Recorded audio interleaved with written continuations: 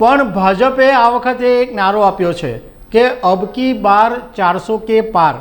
અમે તમારી સાથે એ વાત કરીશું કે ભાજપે જો આ 400 બેઠકો જીતવાનો લક્ષ્યાંક પાર પાડવો હોય તો સાઉથ ઉપર ફોકસ કરવા સિવાય છૂટકો નથી।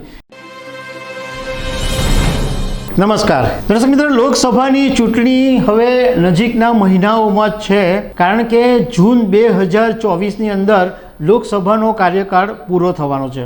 ભારતની અંદર કુલ 543 લોકસભાની બેઠક છે, પણ ભાજપે આ વખતે એક નારો આપ્યો છે કે અબ કી બાર 400 કે પાર। અમે તમારી સાથે એ વાત કરીશું કે ભાજપે જો આ 400 બેઠકો જીતવાનો લક્ષ્યાંક પાર પાડવો હોય તો સાઉથ ઉપર ફોકસ કરવા સિવાય છૂટકો નથી, કારણ કે સાઉથની અંદર ભાજપનું સ્થાન બહુ નબળું છે અને ત્યાં આગળ 132 બેઠકો છે, એટલે 400 બેઠકો જો જીતવી હોય તો સાઉથને પ્રાધાન્ય આપવું પડે। અને અત્યારે ભાજપે ઘણા સમયથી સાઉથ માટેના પ્લાન પણ શરૂ કરી દીધા છે, તો એના વિશે તમારી સાથે વાત કરીશું।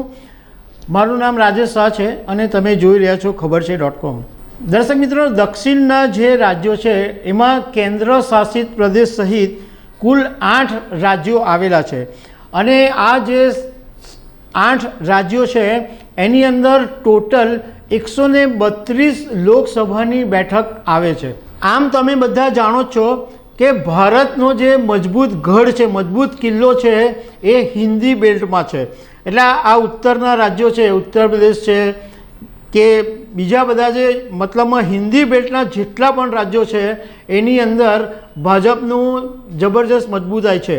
માત્ર 6 એવા મોટા મોટા રાજ્યોની અંદર જ લગભગ 180થી વધારે લોકસભાની બેઠકો આવે છે, એટલે આ બેઠકો પર ભાજપને બને ત્યાં સુધી કોઈ મોટો પ્રોબ્લેમ નથી આવ્યો।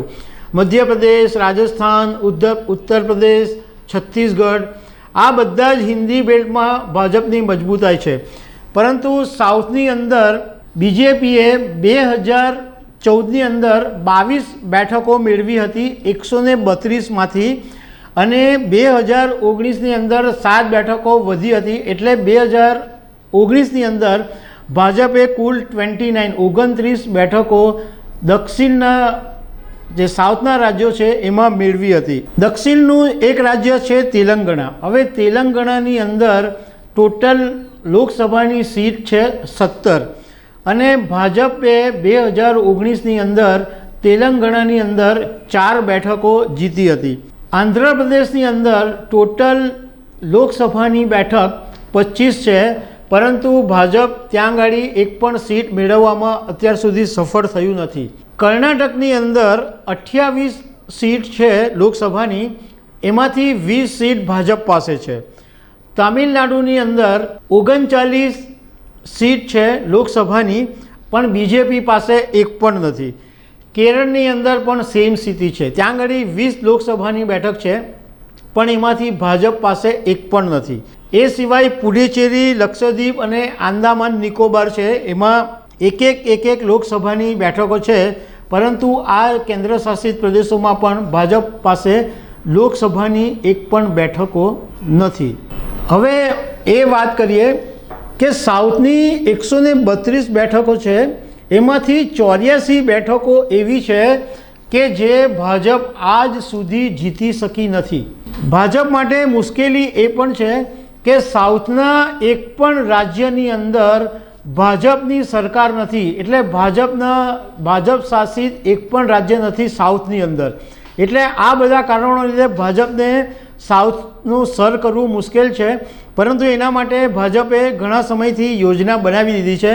તમને ખ્યાલ હશે કે તમિલનાડુની અંદર કાશી તમિલ સંગમમ કરીને પ્રધાનમંત્રી નરેન્દ્ર મોદીએ એક કાર્યક્રમ શરૂ કરેલો, એટલે વારાણસી અને તમિલનાડુમાં જે લોકો રહેતા હોય એકબીજાની સંસ્કૃતિના જે કાર્યક્રમો એ કરે અને એકબીજાની સંસ્કૃતિ સાથે ભેગા થાય, એના માટે આ કાશી તમિલ સંગમમ કાર્યક્રમ રાખવામાં આવ્યો હતો।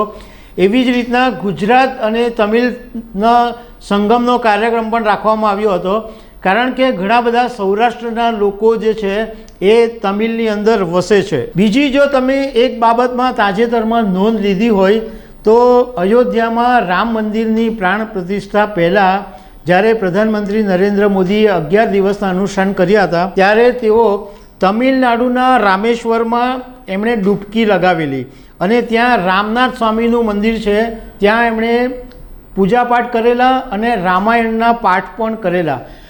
આ બધું જ એક રણનીતિનો ભાગ છે, કારણ કે તમિલની અંદર લોકો એવા છે કે એ લોકો કોઈ તમારી વાતમાં આવી જતા નથી. બહુ બુદ્ધિશાળી લોકો હોય છે સાઉથના, અને એ લોકોને સૌથી વધારે રસ હોય છે સંસ્કૃતિની અંદર અને શિક્ષણની અંદર, એમાં એમને વધારે રસ હોય છે.